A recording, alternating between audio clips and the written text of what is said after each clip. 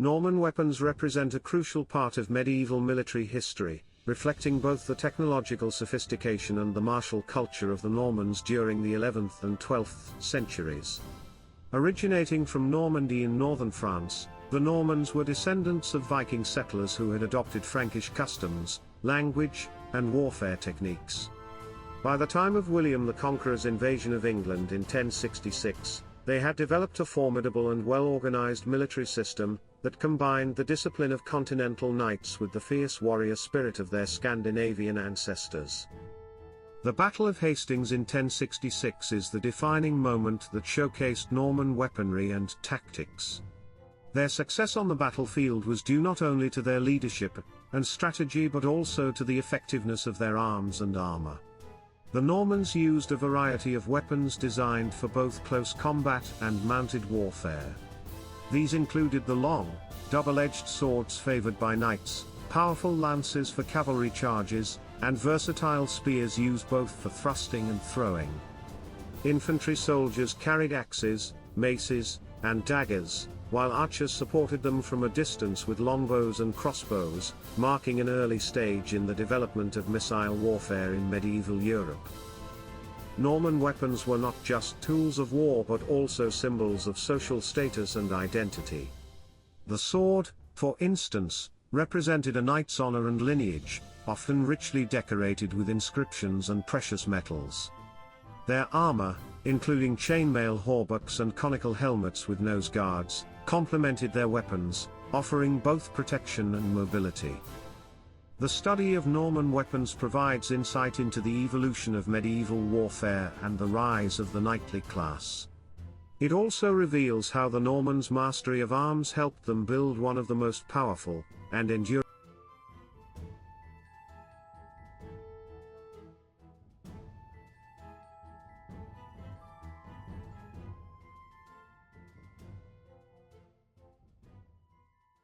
Who are you? I'm a Norman knight today, and fighting for William. So, Why you alone here? my lot haven't turned up yet. I fear I'm here early, so I'm just waiting for them all to arrive, and then I'm going to kill some English. Okay, and I'll try my best, I'm sorry. Okay. So this is basically almost like, it's basically a kitchen knife essentially. So this is what they would have used in sort of like kitchen prep. They would have used it obviously in making sort of like filleting, sort of like making when they strip down pelts and stuff like that. So it's just, that's just your basic butter knife. They would have used it in battle, but it would have only been a last resort if they needed to. So obviously, for instance, if someone came raiding into your farmstead and it was on the side, you had nothing else, they'd pick it up. It's a good quick slashing weapon. Obviously they could kill quite easily, close combat and stuff like that. So that's your basic butter knife.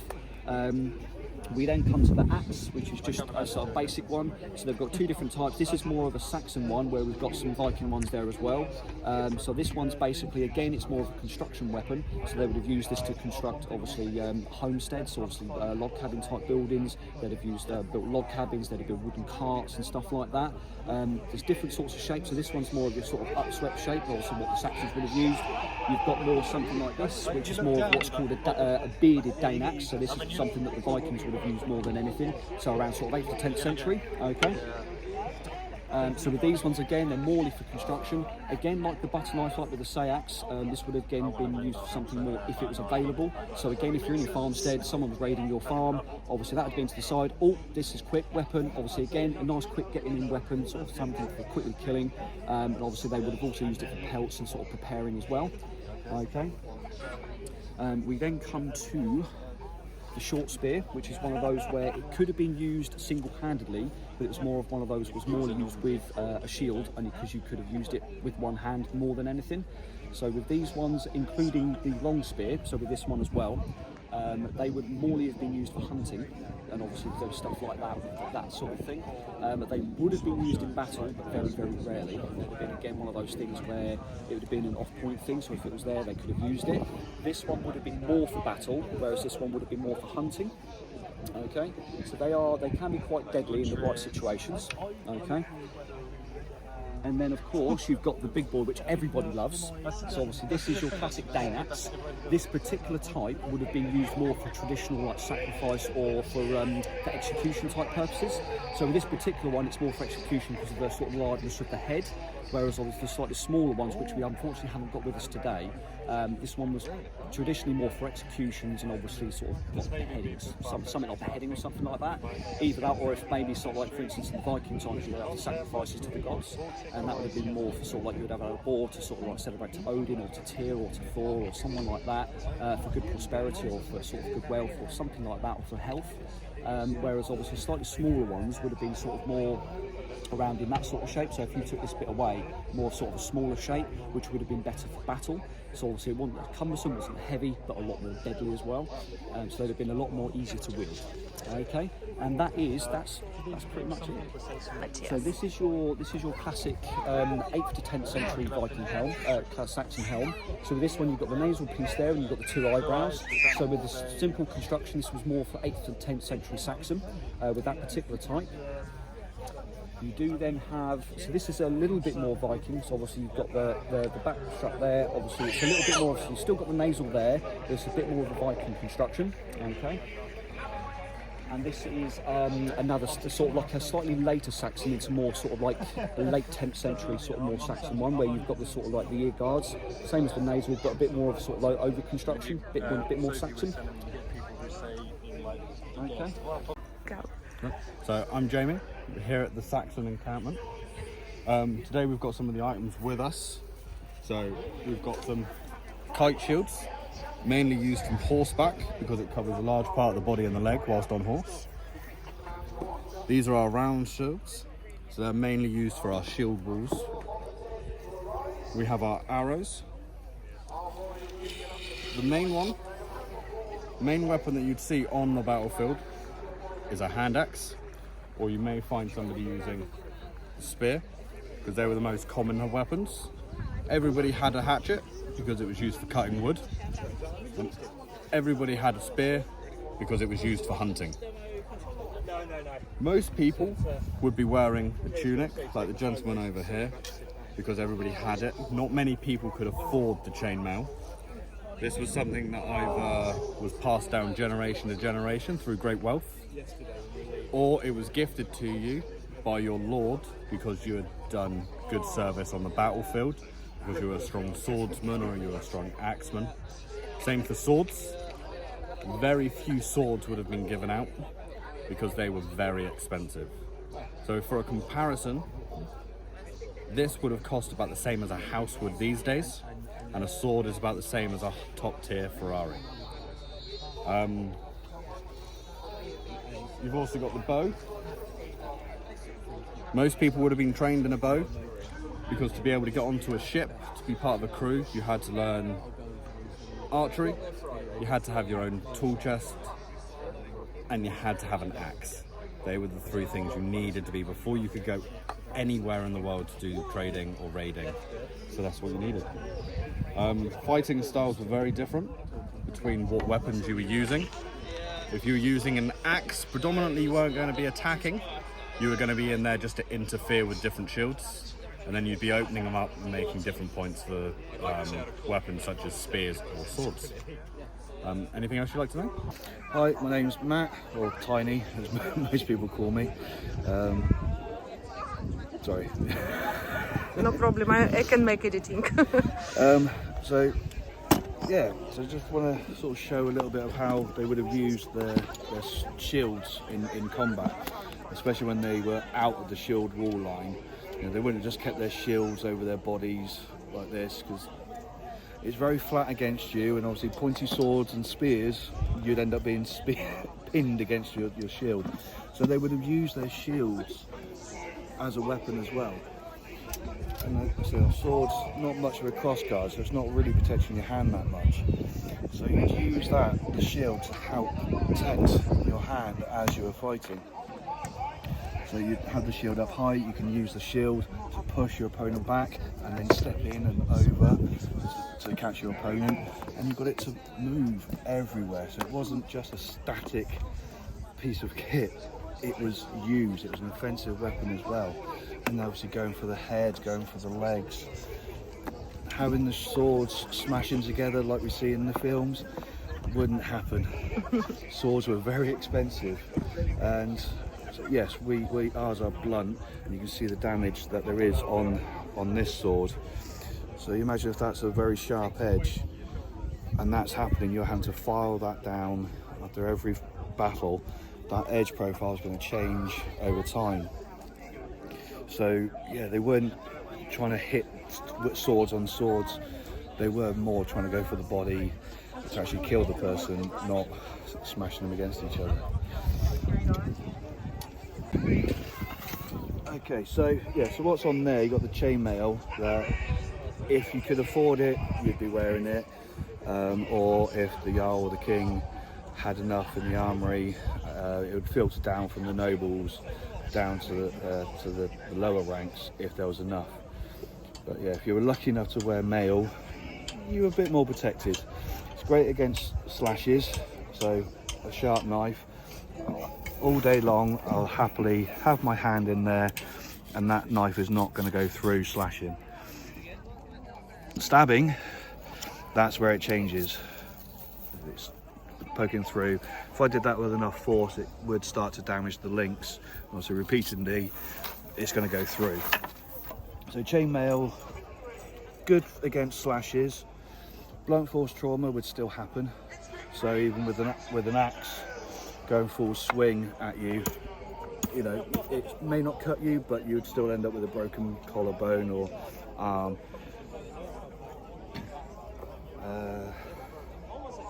Sorry.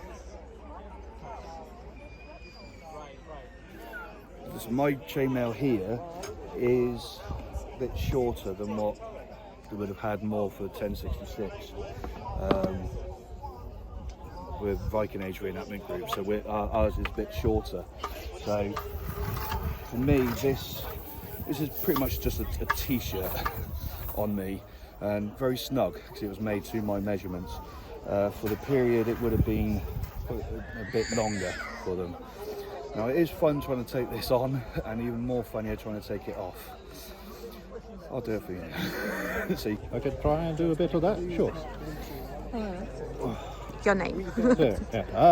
My name is Eckfrith of the Spears of Andred, of Wessex, and I will give you a brief demonstration of the weapons that we used at the Battle of Hastings, as we are reenacting it today, fighting for the true King of England, Harold Godwinson, against the usurper William of Normandy.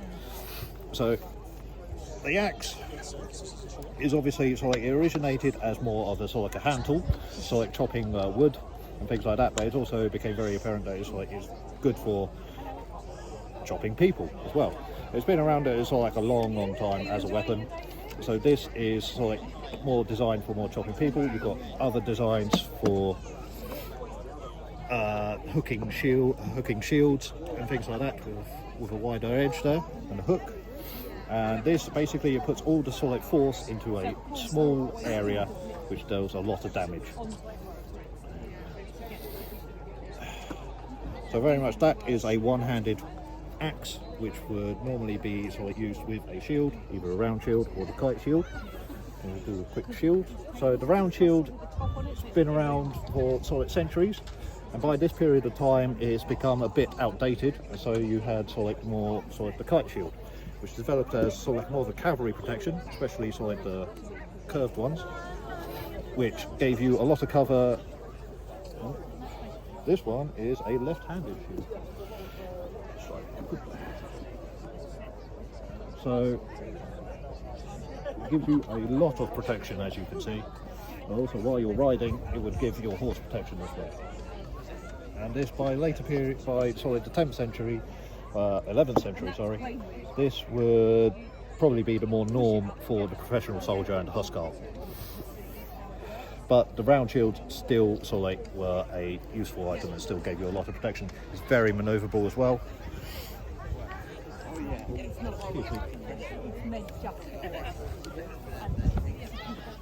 you just sort of hold it with one hand. It's sort of like made with sort of like planks. It's like glued together and then held together with a bar here and the handle. And the shield boss, there's a cutter in a circle, where there's a shield boss in front, protects your hand, and that's where your hand goes. And it is a very manoeuvrable weapon, very manoeuvrable protection, I mean, all round, very versatile. Which is why it stayed around for like 500 years or something. It was very... Next, I can show you a spear. Now the spear, probably one of the longest running weapons of war. It has been around since prehistory, right up until the 18th century. In one version of another, this is a one-handed spear, allowing you to use a shield to protect yourself. And it is a very cheap weapon as well, because it's got a very small amount of metal and then a long length of wood. And that's basically it, really. Also, it's a weapon that everybody would have used. So it doesn't matter if you're like a peasant or a king. It is that good that everybody used it. They were pretty much graves of high-ranking people, and they were buried with spears because they're just that good. So you can fight the enemy from afar, and you just keep yourself out of danger. So that's one-handed. You have different versions here, which is a more of a two-handed one. It just allows you greater accuracy if you've got two hands, and also you're further away.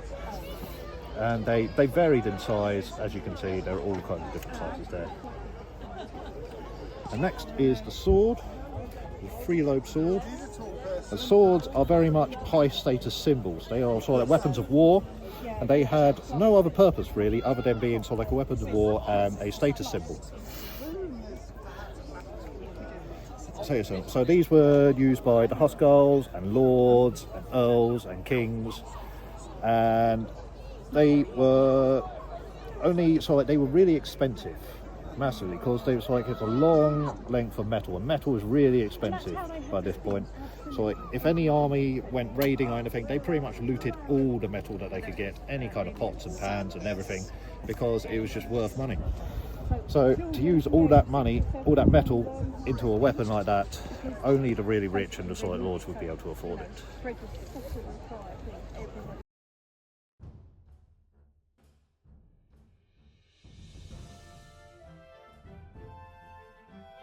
Norman weapons played a defining role in shaping the course of medieval European warfare, symbolizing both the technological progress and the cultural identity of a people who rose from Viking roots to dominate much of Western Europe.